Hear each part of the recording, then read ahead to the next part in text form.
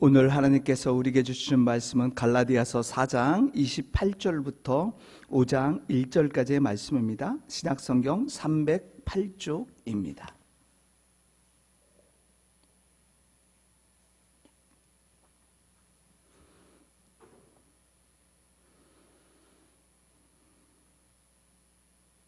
갈라디아서 4장 28절부터 5장 1절까지의 말씀, 제가 하나님의 말씀을 봉독합니다. 형제들아, 너희는 이삭과 같이 약속의 자녀라. 그러나 그때 육체에 따라 난 자가 성령을 따라 난 자를 박해한 것 같이 이제도 그러하도다.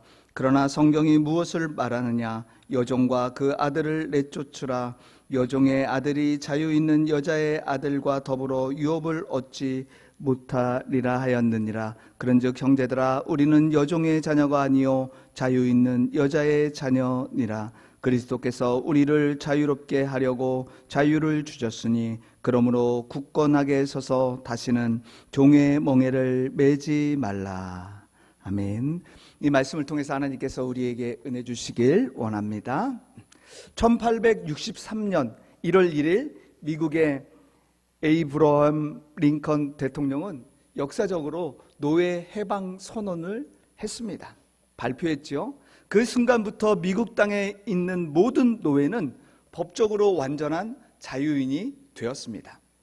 더 이상 주인의 소유물이 아닙니다.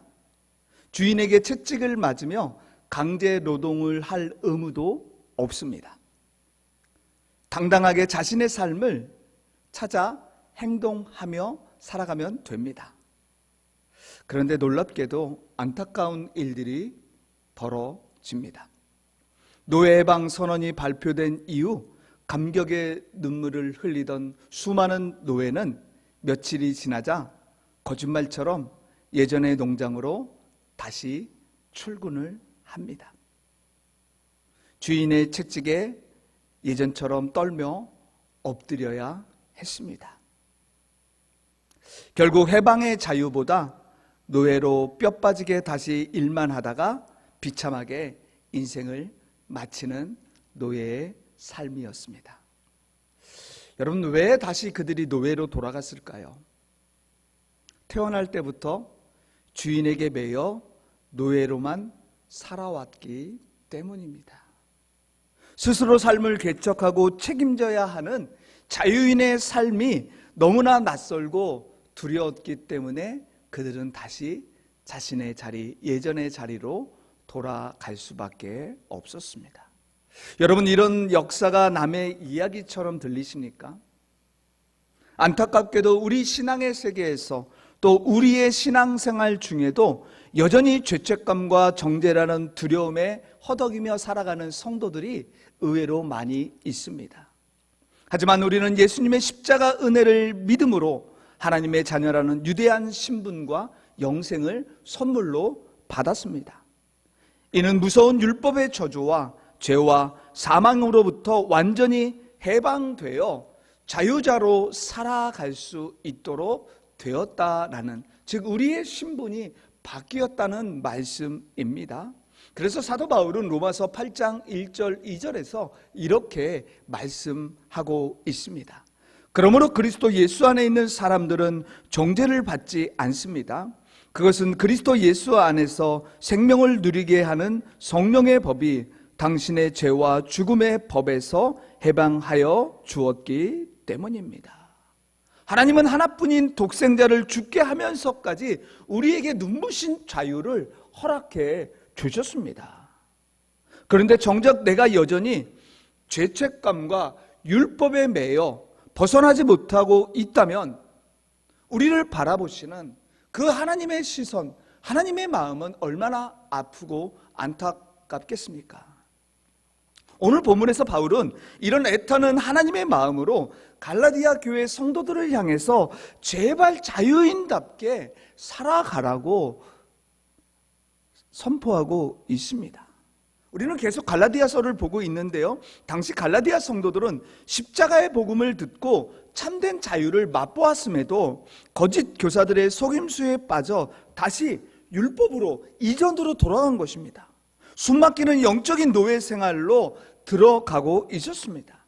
이에 바울은 갈라디아 성도들을 보면서 너무나도 안타까워서 그들의 어리석음을 깨우치기 위해서 구약의 인물 아브라함의 두 아내와 그들이 낳은 아들들을 비유로 이야기하면서 두 가지 언약을 말씀하고 있는 것이 오늘 본문과 본문의 앞의 내용입니다. 우리가 알고 있듯이 하나님은 아브라함을 75세 때 찾아오셨습니다. 그리고 그에게 두 가지 중에 한 가지는 하늘의 별과 같이 많은 자손을 주겠다, 또 하나는 많은 영토를 주겠다는 약속을 합니다. 그런데 10년이 지났는데요, 많은 자녀를 주겠다고 했는데 자녀를 갖지 못합니다. 생기지 않았습니다. 하나님의 약속이 더디게 느껴지자 그들은 불안합니다. 아브라함과 본처 사라는 기다리지 못했지요. 결국 여종이었던 하갈을 통해 아들 이스마엘을 낳게 됩니다. 여러분, 이스마엘은요, 하나님의 약속을 기다리지 못한 인간의 조급함과 노력이 만들어낸 결과입니다. 이스마엘이 태어남에 있어서 하나님의 어떤 기적과 은혜가 필요 없었습니다. 그저 지극히 인간적이고 세상적인 방법으로 이 세상에 태어난 자가 이스마엘입니다. 바울은 이런 하갈과 이스마엘을 가리켜 율법주의에 빠진 자, 즉 자신의 행위와 공로로 구원을 얻겠다고 스스로 종의 멍에를 맨 자로 구별하여서 규정하고 있습니다. 반면 사라는요, 예수 그리스도를 통해 은혜의 새 언약을 세운 자라고 비유로 말씀합니다. 사실 아브라함과 사라는 도저히 자녀를 가질 수 없는 생물학적 사망 선고를 받은 나이입니다. 하지만 하나님의 일방적인 약속의 성취로 기적같이 100세에 이삭을 낳아 품에 안게 됩니다. 여러분, 우리의 구원 역시요, 나의 잘남이나 공로가 아닙니다. 전적인 하나님의 은혜로 우리가 구원을 받고 영생을 얻은 것입니다.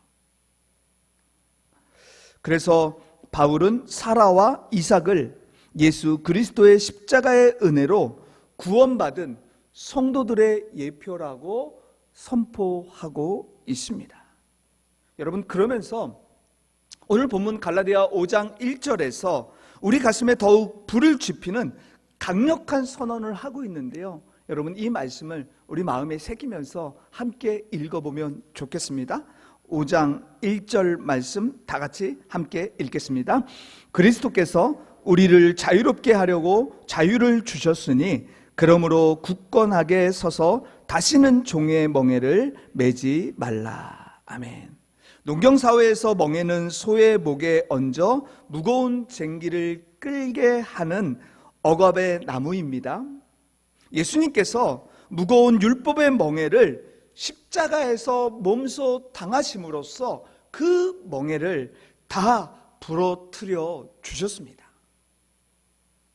그런데 왜 다시 멍에를 주워다가 스스로 목에 거느냐 하면서 바울은 지금 갈라디아 성도들을 향해서 애타는 마음으로 무섭게 꾸짖고 있습니다. 그렇다면 오늘을 살아가는 저와 여러분의 삶에서 다시 종의 멍에를 맨다는 이 의미가 구체적으로 어떻게 다가옵니까? 평생을 일해도 절대 갚을 수 없는 수십억의 빚을 빈 사람이 있다고 생각해 보십시오. 빚쟁이들이 매일매일 쫓아오고 찾아오고 정말 하루라도 살기가 힘듭니다. 그러던 어느 날 자비로운 왕이 그의 모든 빚을 조건 없이 다 갚아주셨습니다. 다 갚아주었습니다.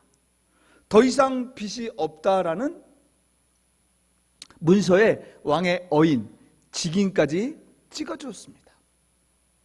그런데 자유를 얻은 그 자는요, 매일 새벽부터 밤늦게까지 굶어가면서 폐지를 줍습니다. 그리고 얼마의 동전과 돈을 모으기 시작합니다. 그리고 어느 날 왕에게 찾아갑니다. 그리고 자신이 모아두었던 그 얼마 되지 않는 돈을 왕에게 전달하면서 이렇게 말합니다. 왕이시여, 조건 없는 은혜로 저의 빚을 탕감해 주실 때 제 마음이 좀 불편했습니다. 제 마음이 좀 찝찝했습니다. 그래서 이 정도는 제가 해야 되지, 그래서 마음이 편합니다 라고 말을 합니다. 여러분, 이렇게 말하고 있는 빚을 다 탕감해준 그 사람의 말을 듣고 있는 왕의 마음은 어땠을까요? 과연 왕이 기뻤을까요? 아닙니다. 이것은 왕의 큰 은혜와 호의를 모욕하는 아주 교만한 행동입니다. 왕이 진정으로 원하는 것은요, 빚을 탕감해준 그 사람이 자유롭고 행복하게 세상을 살아가는 것, 그것을 원하는 것 뿐이었습니다. 여러분, 우리의 신앙생활도 똑같습니다. 예수님께서 십자가에서 피 흘려 나의 모든 죄값을 다 짊어지시고 지불해 주셨습니다. 그런데 우리는 자꾸만 내 열심으로, 내 행동으로 동전 몇 입을 모으려고 합니다. 구원의 값을 내 힘으로 치러야 한다고 생각합니다. 내가 이번 주 새벽 기도에 빠졌어. 하나님께서 내 사업이 잘 안 되게 해주시지 않을까? 내가 헌금도 많이 하고 주일에 봉사도 하니 하나님이 나를 인정해 주시겠지. 여러분, 이처럼 내 행동과 실적으로 하나님께 인정받으려고 하면 안 됩니다. 또 율법의 잣대로 타인을 정죄해서도 안 됩니다. 여러분, 만약에 그렇게 행동한다면요, 이것은 십자가의 은혜를 완전히 모욕하는 행위입니다. 우리는 자유인으로 부름받았으면 자유를 누려야 합니다. 자유를 누리지 못하고 또다시 율법이라는 종의 멍에를 스스로 메고 사는 어리석은 노예가 돼서는 안 됩니다. 그렇다면 이제 무거운 종의 멍에를 벗어던지고 약속의 자녀, 또 자유자로 변화되어 살아가는 성도들의 모습은 이렇게 나타나게 되어 있습니다. 먼저는 약속의 자녀는요, 신앙생활의 동기가 완전히 달라집니다. 변화된다는 말씀입니다. 종은 주인의 채찍이 무서워 혹은 품삯을 받기 위해 마지못해 억지로 일을 합니다. 그러나 자녀는요, 아버지를 사랑하기 때문에 기쁨으로 일합니다.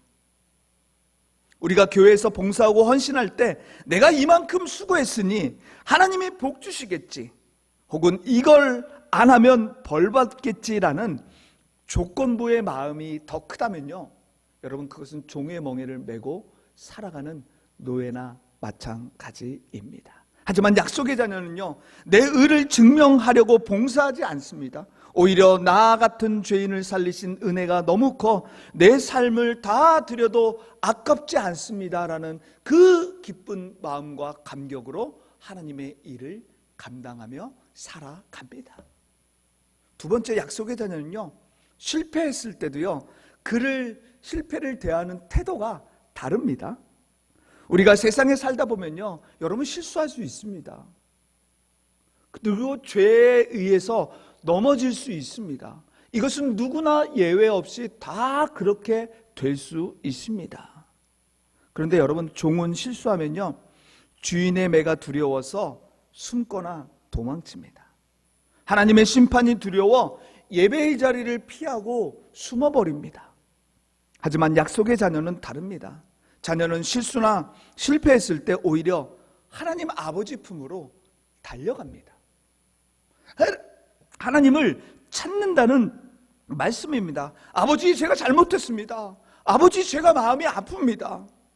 약속의 자녀는 자신의 연약함과 실패 앞에서 좌절하거나 숨지 않는다는 말씀이지요. 사랑 많으신 하나님 아버지 앞에 십자가 앞으로 나아가서 자신의 모습을 고백합니다. 그때 주시는 은혜로 힘있게 살아가지요. 셋째, 타인에 대한 시선이 달라집니다.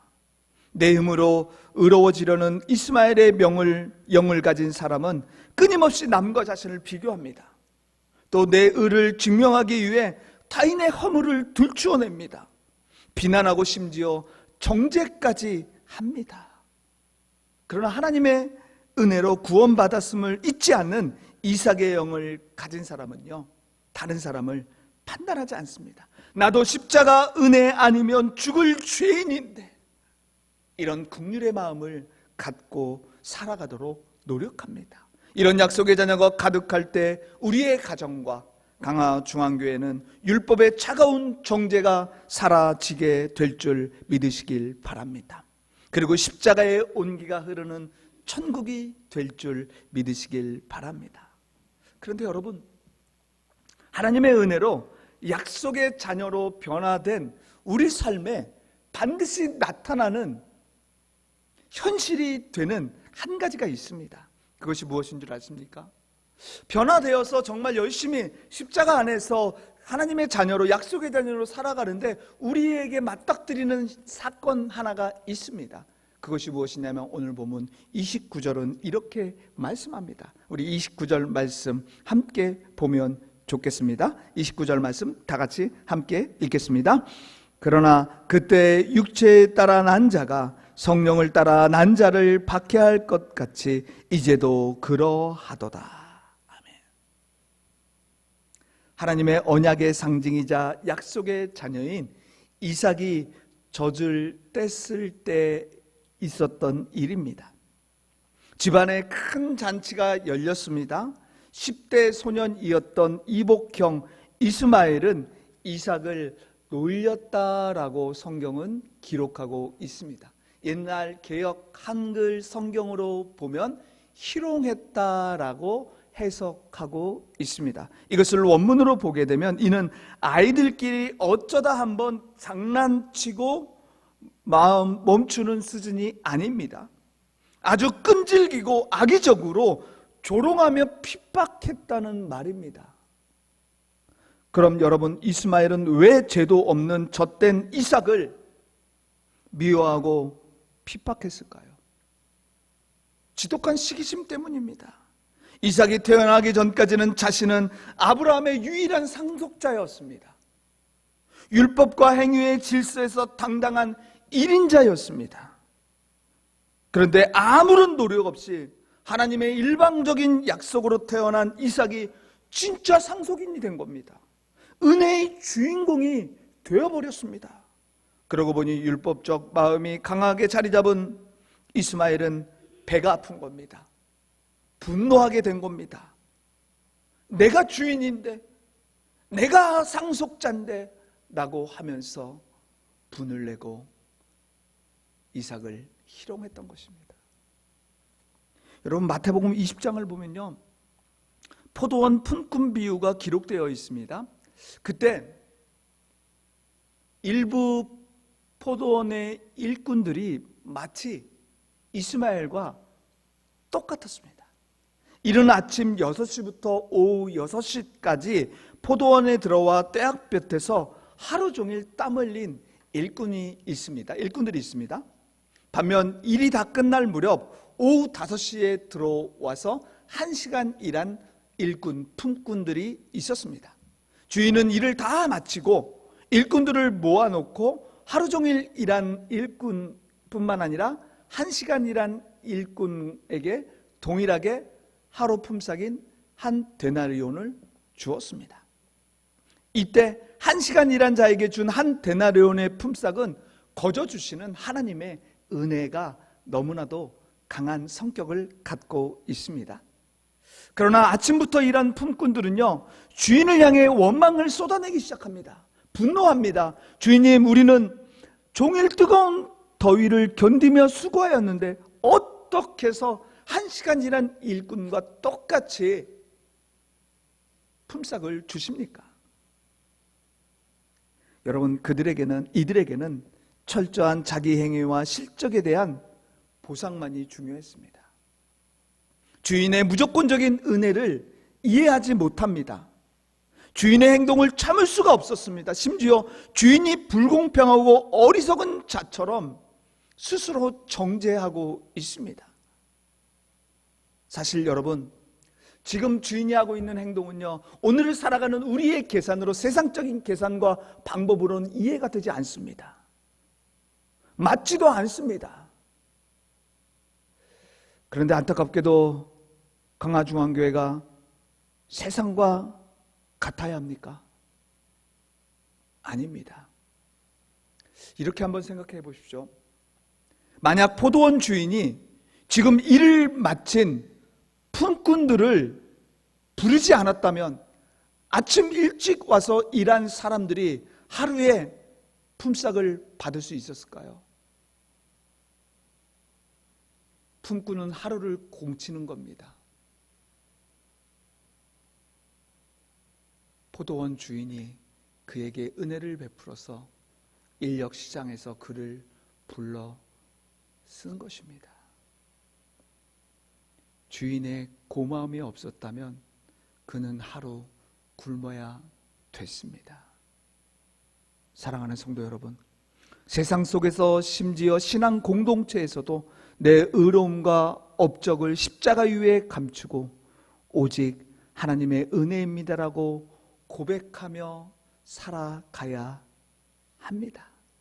그런데 그때 여러분, 반드시 이스마엘과 같은 핍박, 종일 일한 품꾼과 같은 차가운 시선을 저와 여러분은 마주치게 될 것입니다.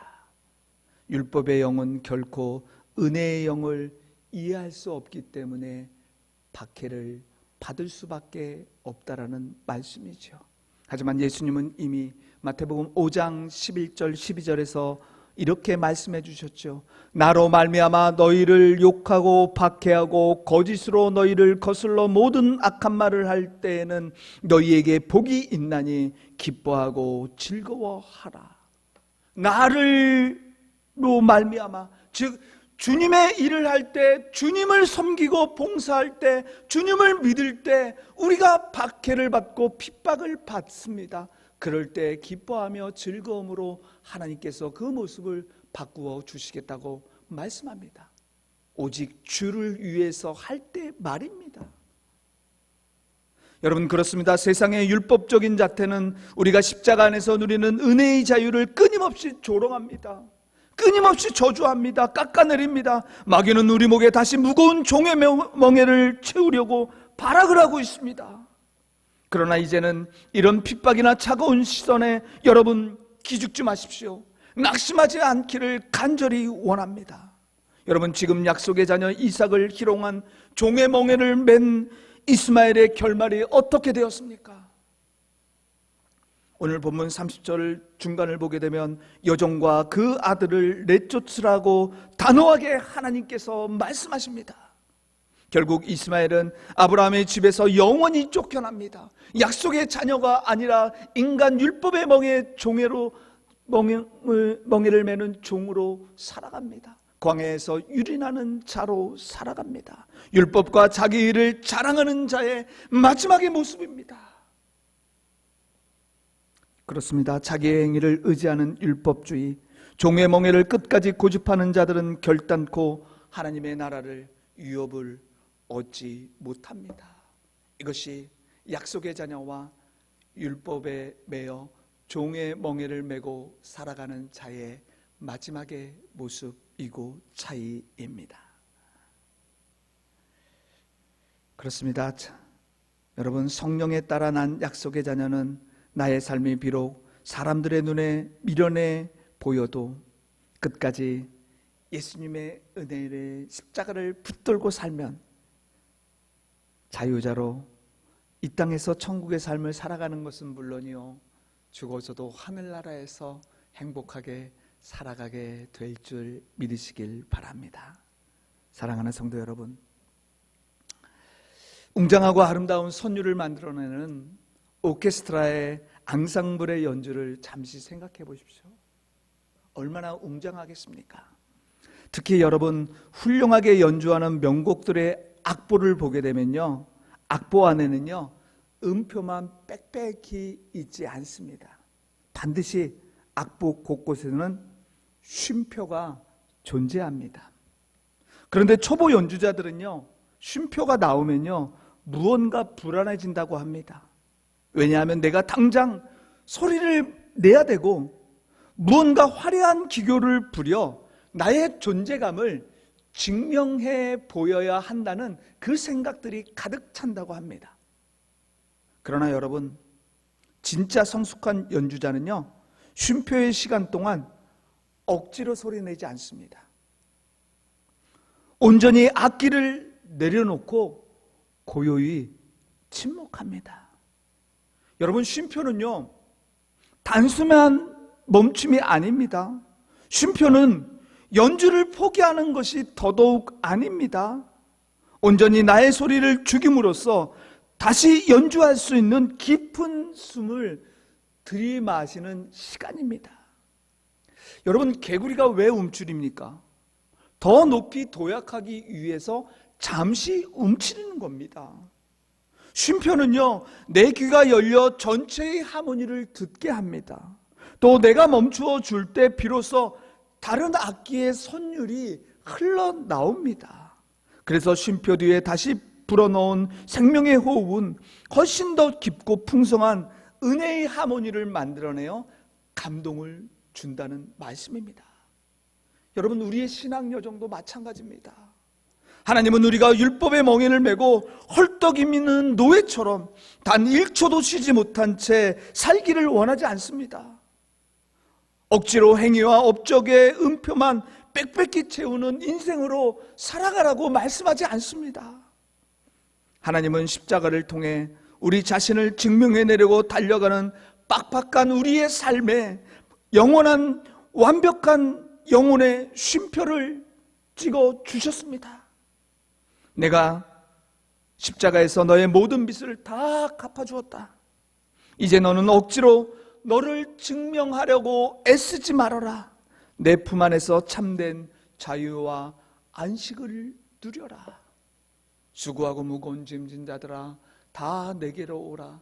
내가 너를 쉬게 하리라.